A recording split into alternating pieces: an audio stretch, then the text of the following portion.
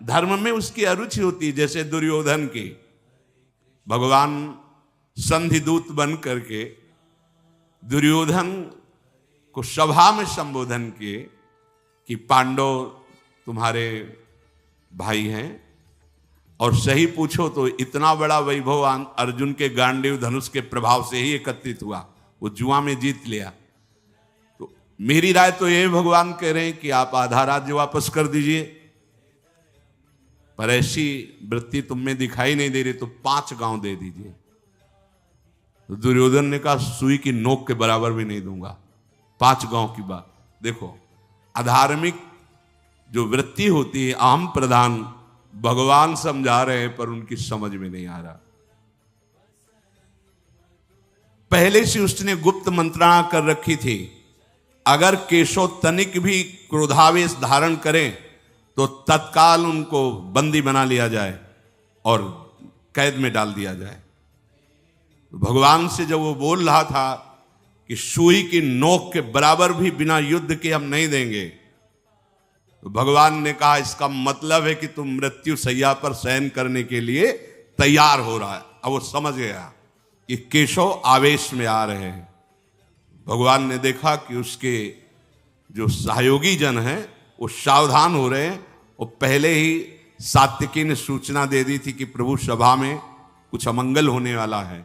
विदुर जी ने भी रात्रि में समझाया था कि प्रभु आपका आना मुझे ठीक नहीं लग रहा, क्योंकि ये लोग बड़े मलिन बुद्धि वाले हैं।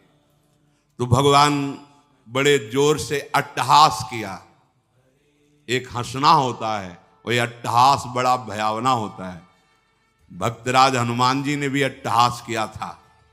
जब पूंछ में आग लगाई गई थी लंका में, तो अट्टहास कर गरजा, कपि बढ़िलाग आकाश, भयंकर अट्टा। ऐसे ही प्रभु श्री कृष्ण ने अट्टहास किया और कहा, ए दुर्योधन, क्या तू मुझे अकेला समझ रहा है? तू मुझे बंदी बना सकता है? देख बना बंदी मुझे। भगवान का विराट रूप सभा में प्रकाशित हो गया।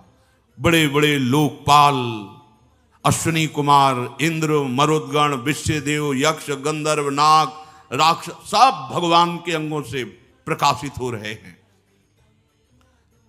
उनके दोनों भुजाओं में, एक में भगवान बलराम जी हल मूसल धारण किए हुए, एक तरफ गांडीव धनुष धारण किए हुए अर्जुन, दाहिनी भुजा में अर्जुन और बाएं भुजा में हलधर बलराम जी।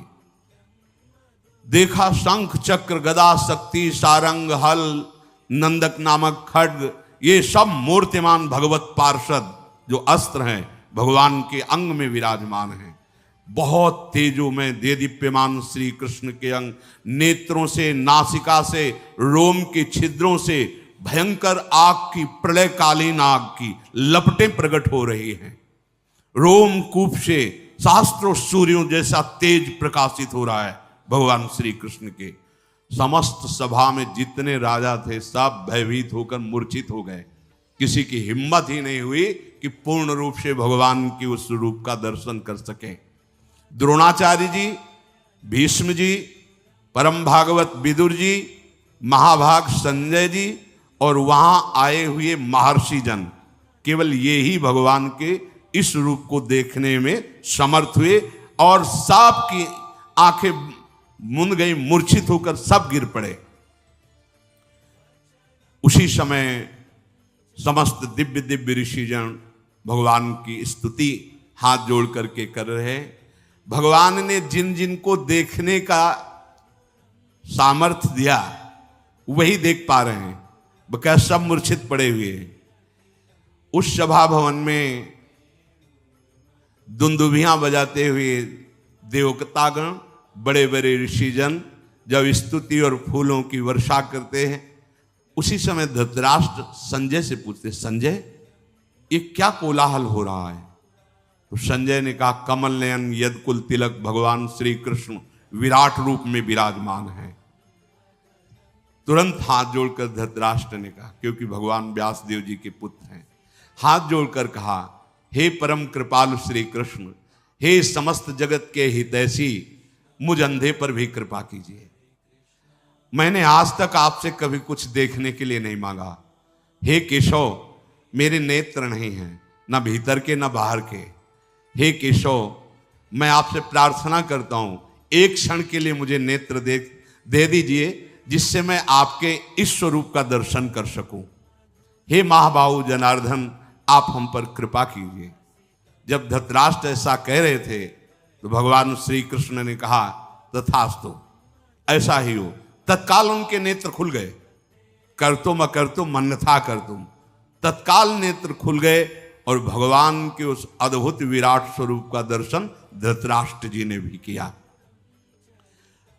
भगवान विश्वरूप का दर्शन कराकर अपने विश्वरूप का जैसे ही स्मरण किया, नेत्र उनके अंतर ध्यान धृतराष्ट्र के, क्योंकि मांगा ही केवल इतना था कि मैं दर्शन कर सकूं। सारी पृथ्वी कंपायमान, समुद्र में खलबली मच गई, दिग्गज चिक्कारने लगे। भगवान का जो विराट रूप है, शत्रुओं का दमन करने वाले पुरुष सिंह भगवान श्री कृष्ण अपने उस अद्भुत स्वरूप का स्मरण किया। ऋषियों ने भगवान को प्रणाम वंदना करके तत्काल वहां सभा छोड़ दी, क्योंकि जहां भगवान का अपमान हो रहा हो या निंदा होना या किसी भी तरह की अवहेलना होने की संभावना भी हो, ऐसी सभा में जाना नहीं चाहिए। अगर सभा में पहुंच गया है तो तत्काल काल में अंगुली डालकर वहां से निकल जाना चाहिए, या जो निंदा कर रहा हो या अपमान कर रहा हो उसको दंड देना चाहिए। तो अपने जनों को दंड देने वाला कोई भाव नहीं रखना। अगर कहीं हमारे भगवान की कोई निंदा, हमारे आराध्य देव की, तो दोबारा उसका मुख न देखे। अंतर से भगवत भाव है, पर हम उसका संग न करें। ऋषि जन भगवान के विराट रूप का दर्शन करके तत्काल इसीलिए चल दिए कि विमुख जन सभा में बैठे हुए दुर्योधन दुशासन, अब यहां एक क्षण भी नहीं टिकना चाहिए। जो ही वो महर्षि जन गए तो नारद आदि ऋषि भी भगवान को प्रणाम करके अदृश्य हो गए। एकदम कोलाहल शांत हो गया। एक बड़ी अद्भुत सी घटना घट गई। तत्काल दारुक दरवाजे पे रथ ले आया और भगवान सहज मुद्रा में उठे और सभा से बाहर निकले। तो भीष्म पितामह जी, द्रोणाचार्य, कर्ण, ये सब पीछे भगवान के, सब कोई आनंद से फूला हुआ है तो कोई भय से भूला हुआ है। कर्ण आदि की बुद्धि काम नहीं कर रही है कि ये केशव कितने महान हैं, पीछे पीछे चल रहे हैं। भगवान का दिव्य रथ है, भगवान अपने रथ पर बैठे तो प्रणाम करके द्रोणाचार्य, भीष्म आदि वापस हो रहे हैं, लेकिन कर्ण वापस नहीं हुए। जब रथ चला तो पीछे पैदल कर्ण चल रहे हैं। भगवान ने पीछे मुड़ करके देखा तो कर्ण आ रहे हैं, तो कहा नजदीक आ जाओ, और अपने रथ पे बैठा ला। कहा हमारी इच्छा भी थी कि मैं तुमसे एकांत में मिलूं। तो उन्होंने कहा केशव, मुझे वेदविद जो ब्राह्मण जन हैं उनसे पता चला था कि भगवान का अवतार होगा। अब मैं समझ गया कि वही अवतार आप हैं। अभी तक तो मैं समझ नहीं पा रहा था कि तुम अर्जुन के मित्र हो, बहुत प्रभावशाली हो, पर जो मैंने ब्रह्म ऋषियों से सुना था, आज मुझे अनुभव हो रहा है कि आप साक्षात भगवान हैं। भगवान ने कहा हाँ, जो वेद पारंगत विद्वान ब्रह्म ऋषियों ने तुम्हें बताया था, वही मैं अवतार लेकर के इस जगत का भार उतारना चाहता हूं। तुम तत्वज्ञानी महापुरुषों का संग किए हो कर्ण, इसलिए मैं जो तुम्हें कह रहा हूं बिना संशय के बात को सुनना। तुम जानते हो सिद्धांत किसे कहते हो, धर्म किसे कहते हैं। तुम धर्मशास्त्र के सूक्ष्म विषय के ज्ञाता भी हो। तुम अधिरथ पुत्र नहीं हो। जो कुंती जी हमारी बुआ हैं, तुम उनके गर्भ से उत्पन्न हुए हो। तुम्हारे पिता भगवान भुवन भास्कर सूर्यदेव हैं। किशोर अवस्था में होने के कारण भयवश तुम्हें उन्होंने प्रवाहित कर दिया था। जो कवच कुंडल थे भगवान सूर्य के प्रताप से आपकी सुरक्षा के लिए थे। आप डूब नहीं सकते थे, आपके प्राण नहीं निकल सकते थे। इसलिए मैं जो कहने जा रहा हूं वो ध्यान से सुनना। तुम्हारा जन्म कुंती के गर्भ से हुआ और कुंती जी का ब्याह महाराज पांडु से हुआ। तो जो कन्यावस्था में दैवी शक्ति भगवान सूर्य के द्वारा तुम्हारा प्रादुर्भाव हुआ, तो ब्याह होने के बाद तुम्हारे पिता पांडु, तुम्हारा पुत्र भाव उनके और पिता भाव के संबंध में ये शास्त्रीय धर्मयुक्त है, इसलिए तुम महाराज युधिष्ठिर से बड़े हो। आज ही मैं चल करके बता देता हूं युधिष्ठिर जी को कि कर्ण तुम्हारा बड़ा भाई है। तत्काल वो तुम्हारे चरण छुएंगे, मेरे साथ चलो। और जब युधिष्ठिर जी चरण छुएंगे तो अर्जुन, नकुल, भीम, सहदेव ये तुम्हारे चरणों में ही बैठेंगे। और जब पांचों पांडव और उनके पांचों पुत्र सुभद्रा कुमार, अभिमन्यु ये तुम्हारे चरणों में बैठेंगे और मैं तुम्हारे साथ होऊंगा, तो त्रिभुवन में कोई ऐसा नहीं कि तुम्हारा विरोध कर सके। त्रिभुवन विजेता और सर्व पूजनीय कर्ण तुम हो, तुम कोई साधारण नहीं हो। ये जितने भी राजा आए हुए हैं, चाहे दुर्योधन के पक्ष क्यों 11 अक्षौणी सेना या 7 अक्षौणी सेना पांडवों के, ये सब तुम्हें नतमस्तक होंगे। युद्ध होगा ही नहीं, केवल तुम्हारे बल से युद्ध होने जा रहा है। इसलिए मेरी बात मान लो। ये हम एकांतिक रहस्य तुमसे बता दिया कि तुम महाराज युधिष्ठिर के बड़े भाई हो, तो जितने भी राजा आए हुए हैं वो सब तुम्हारा सम्मान करेंगे। वहां तो बात बनी नहीं, लेकिन तुम मेरी बात मान जाओ, बड़ा मंगल हो जाएगा जगत का। कर्ण ने कहा, केशव, हंसते हुए उसने कहा कि बड़ा सौहार्द, बड़ा प्रेम, बड़ा मैत्री, बड़ा हित और परम सत्य आपके वचनों से प्रकाशित हो रहा है। निसंदेह है, मुझे कोई संदेह नहीं आपके वचनों पर। जैसा आप कह रहे हैं अक्षरशः ऐसा ही हो जाए। अगर मैं आपकी बात मानूं तो ऐसा ही हो जाएगा, पर नहीं। मैं मानता हूं मैं कुंती का पुत्र हूं, मैं मानता हूं कि पांडु के जैसे और पुत्र उनको पिता, ऐसे मैं भी पिता कहने का अधिकार रखता हूं, अच्छी तरह जानता हूं। आपने जो बताया है कि कुंती के गर्भ से भगवान सूर्य की कृपा से मेरा जन्म हुआ है, मुझे कोई संशय नहीं। पर भरी सभाओं में जब अपमान होता रहा, तब न एक बार आपने कहा, न एक बार माता कुंती ने कहा कि ये अधिरथ सूत पुत्र नहीं, ये मेरा पुत्र है।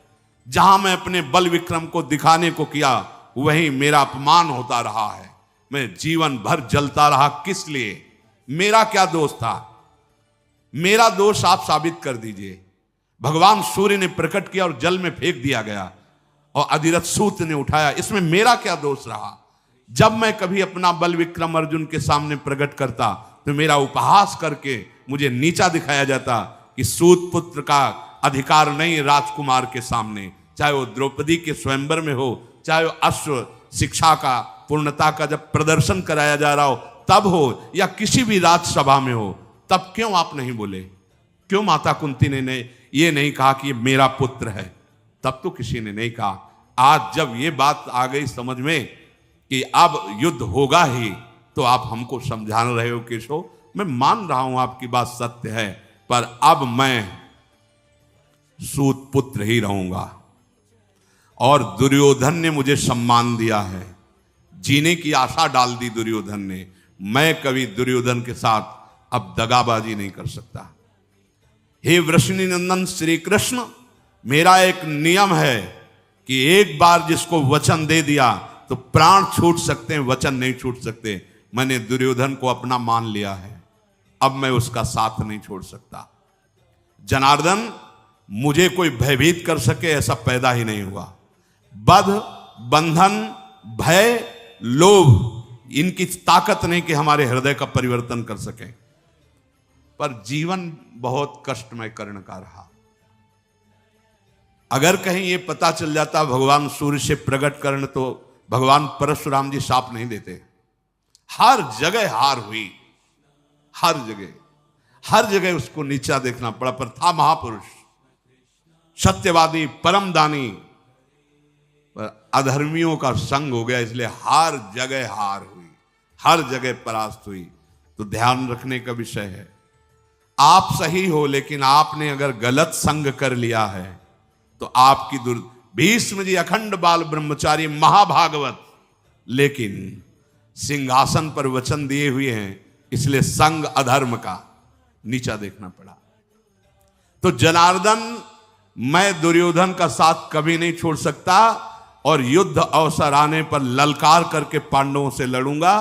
कभी अपने हृदय में भाव नहीं लाऊंगा कि ये मेरे भाई हैं। मधुसूदन, इसमें संदेह नहीं कि आप हमसे बहुत हित की बात कह रहे हैं। पांडव आपके अधीन है, आप जैसी आज्ञा करेंगे तत्काल वो वैसा कर देंगे।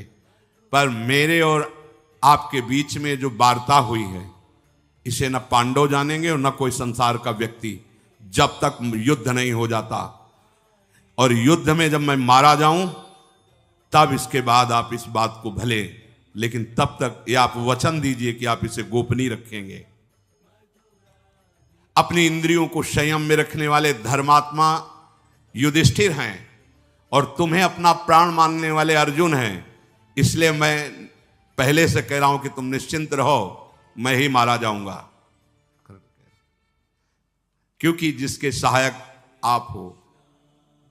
मैं खूब अच्छी तरह से जानता हूं कि चाहे 11 क्षोणी नहीं और भी विशाल सेना दुर्योधन रख ले, लेकिन नाश उसी का होगा, क्योंकि अधर्म से चल रहा है। मैं सब जानता हूं। श्री कृष्ण इस समय दुर्योधन, दुशासन या मुझ कर्ण पर केवल निमित्त मात्र दोष रखा जाए, क्योंकि इसके पूरे के पूरे मुखिया आप हैं। कर्ण ने कहा कि पूरे के पूरे मुखिया आप, पृथ्वी का भार दुर्योधन को निमित्त बनाकर उतारना चाहते हैं, इसीलिए ऐसा है। भगवान सब्यसाची अर्जुन तुम्हारे हाथ की कठपुतली है। कर्ण कह रहे, हे भगवान, सब्यसाची अर्जुन तुम्हारे हाथ की कठपुतली है, अर्थात तुम उनके यंत्री हो, वो तुम्हारे यंत्र हैं। इसलिए इस रणांगण में जो रण यज्ञ होगी, इसमें बलि मेरी ही चढ़ेगी, आप निश्चिंत रहिए, क्योंकि जिसके आप सहायक हैं उसका कोई नाश कर सके। ये कर्ण की एकांतिक वार्ता भगवान के साथ हो रही। मैं जान रहा हूं कि पांडुनंदन महाबलशाली वायुपुत्र भीमसेन जिस समय अपने स्वरूप में आकर सिंहनाद करेंगे तो दुशासन का रक्त निश्चित पिएंगे। उन्होंने प्रण किया है तो छाती फाड़ेंगे वो, मुझे पता है। क्यों? क्योंकि इस रण यज्ञ में आपका सहयोग है। मुझे पता है कि जिस समय पांचाल राजकुमार धृष्टद्युम्न अपने स्वरूप में आकर खड़ा होगा तो द्रोणाचार्य का गर्दन वही उतारेगा। क्यों? क्योंकि आप उनके रक्षक हैं। मुझे पता है कि शिखंडी भीष्म जी के सामने खड़े होने के लायक भी नहीं है, लेकिन वो मार गिराने का काम करेगा। क्यों? क्योंकि आप उनके पक्ष में हो। महाबली दुर्योधन का वध निश्चित है, क्योंकि आप पांडवों के पक्ष में हैं। पर हे श्री कृष्ण, मैं पांडवों के पक्ष में नहीं आ सकता, रहूंगा दुर्योधन के ही पक्ष में। जब भगवान ने देखा कि कर्ण बात जानते हुए भी अब नहीं मानेंगे, तो कर्ण ने कहा, प्रभु आप ऐसा ना समझे कि मैं आपकी आज्ञा का उल्लंघन कर रहा हूं। मैंने एक स्वप्न देखा है, वो केवल आपसे बता रहा हूं। मैंने स्वप्न देखा है कि गांडीव धनुषधारी अर्जुन श्वेत गजराज पर विराजमान होकर के मुझे दृष्टिगोचर हो रहे हैं, अर्थात मेरे से उनकी विजय होगी। मैंने देखा है कि दुर्योधन में केवल 3 के मस्तक पर श्वेत पाग है और सबके लाल है, अर्थात सब मारे जाएंगे। 11 क्षोणी सेना में केवल 3 बचेंगे, अश्वत्थामा, कृपाचार्य और कृतवर्मा। ये 3 के माथे पे केवल सफेद पाग है, से सब मारे जाएंगे। जनार्दन, ये जो मैंने स्वप्न देखा है, इससे मुझे निश्चित हो चुका है कि पांडवों की विजय होगी, कौरवों का विनाश होगा, साथ में मेरा भी।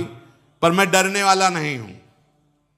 मैं ललकार ललकार कर अपने भाइयों को मारूंगा, पांडवों को, पक्का। आप मुझे अब समझाने की चेष्टा न करें, अब मैं रहूंगा इसी पक्ष में। भगवान मुस्कुराए और रथ से उतरकर प्रणाम किया। और कर्ण चला गया और भगवान उपप्लव्य नगर की तरफ दारुक्षिरथ हंकवाया। विदुर जी को बहुत चिंता हुई। विदुर जी कुंती के पास गए और कहा, चिरंजीवी पुत्रों को जन्म देने वाली भारी संकट उपस्थित है। भगवान आए, संधि करवाने की चेष्टा की, नहीं हुई। भगवान का अपमान हुआ, कैद करने की, बंदी बनाने की चेष्टा की, अब वो वापस चले गए हैं। मतलब युद्ध पक्का। और युद्ध पक्का तो मुझे केवल डर है कर्ण से। गांडीव धनुषधारी अर्जुन से अगर कोई लड़ सकता है तो कर्ण लड़ सकता है। मेरे हृदय में बड़ा शोक उत्पन्न हो रहा है। ये धृतराष्ट्र बूढ़े हो गए हैं पर इनकी बुद्धि अभी लोभ से ग्रसित हो रही है। कैसे इनको समझाऊं? मेरा हृदय बड़ा अशांत हो रहा है। भीष्म पितामह, द्रोणाचार्य, कर्ण, ये सब दुर्योधन के साथ हैं। कोई उपाय नहीं दिखाई दे रहा। विदुर जी की आंखों में आंसू आ रहे। कोई उपाय नहीं दिखाई दे रहा जिससे मैं इस युद्ध को रोक सकूं, इस जनसंहार को रोक सकूं। कर्ण बहुत बलवान है, मैं अंदर से जानता हूं।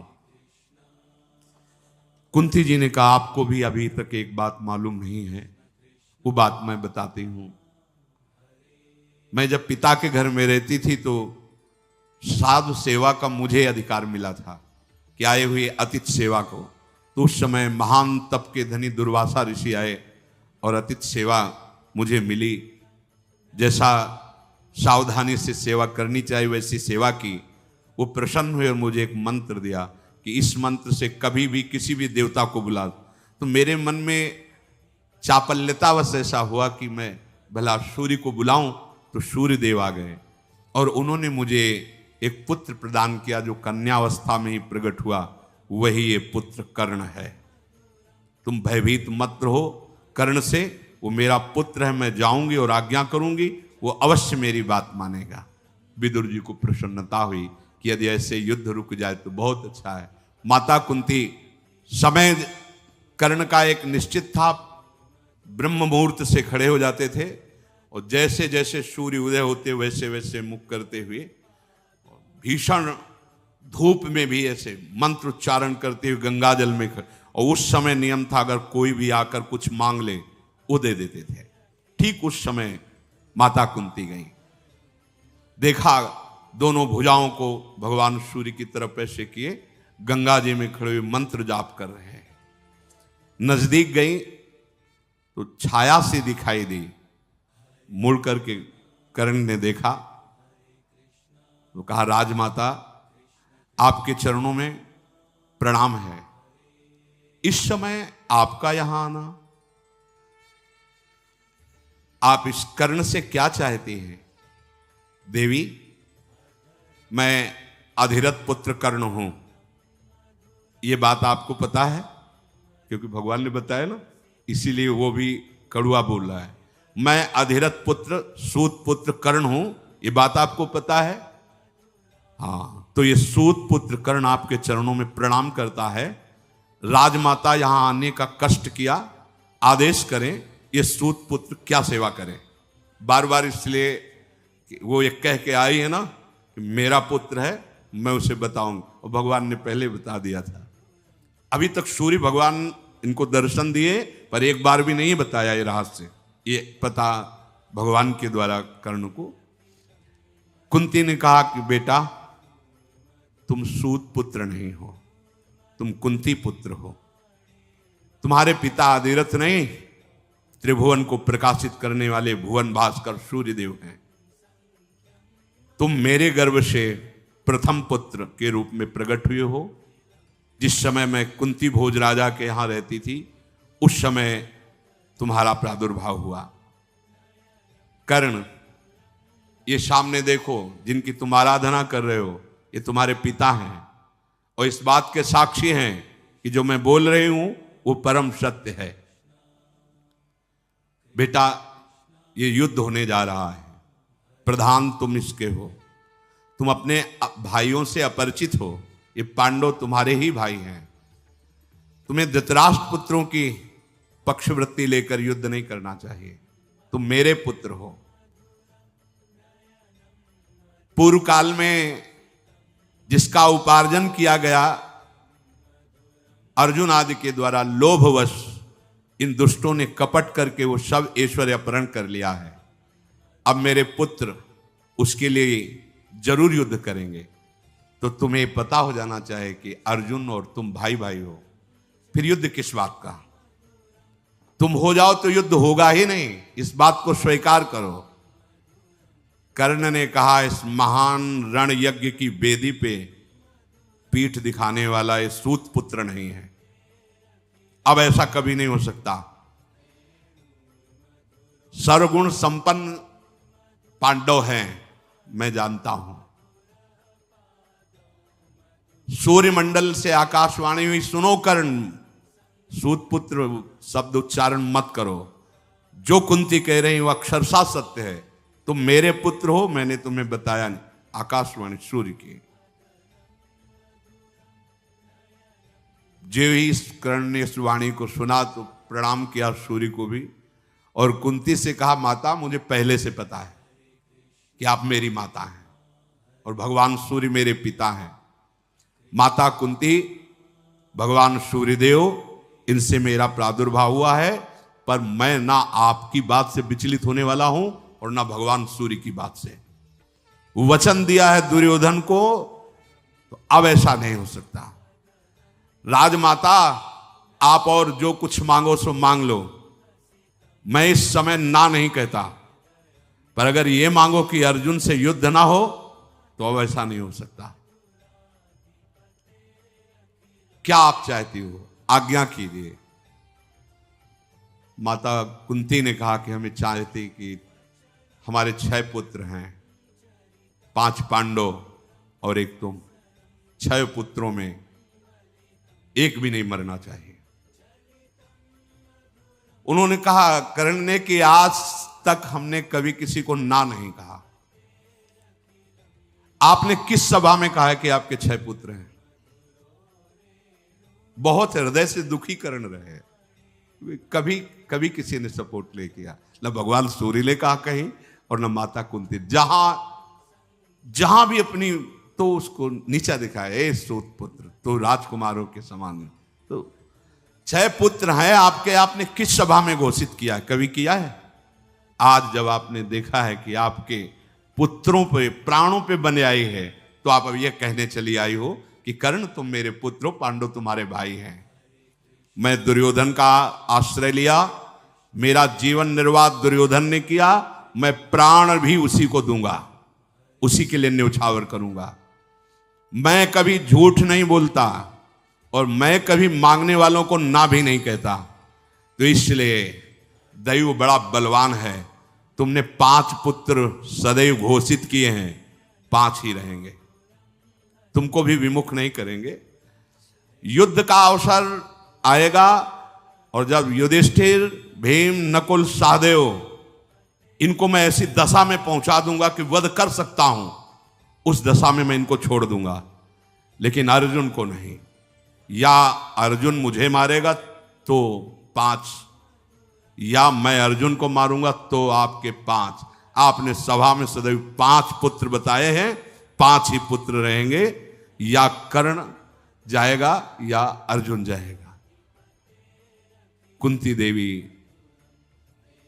हृदय से बहुत दुखी हुई और कहा, बेटा तो अपनी इस बात का ध्यान रखना कि हमारे अन्य पुत्रों का तुम वध मत करना, क्योंकि वो जानती हैं अंदर से कि जिसके श्री कृष्ण सहायक हैं उस अर्जुन का कौन बिगाड़ सकता है। पर यहां कर्ण के जीवन में देखने को मिला कि अगर अधर्म का संग कर ले तो कितना भी बड़ा सत्यवादी, दानी, महात्मा कोई क्यों न हो, उसे सदैव नीचा ही देखना पड़ता है। इसलिए कुसंग का त्याग करते हुए भगवद आश्रित होकर निरंतर जाप करने से नाम का, मंत्र का, गुरु वचनों का जीव का परम मंगल हो जाता है। कभी एक क्षण भी नाम न भूले, ऐसी सावधानी रखें। शेष चर्चा आगे। श्री राधा वल्लभ लाल की।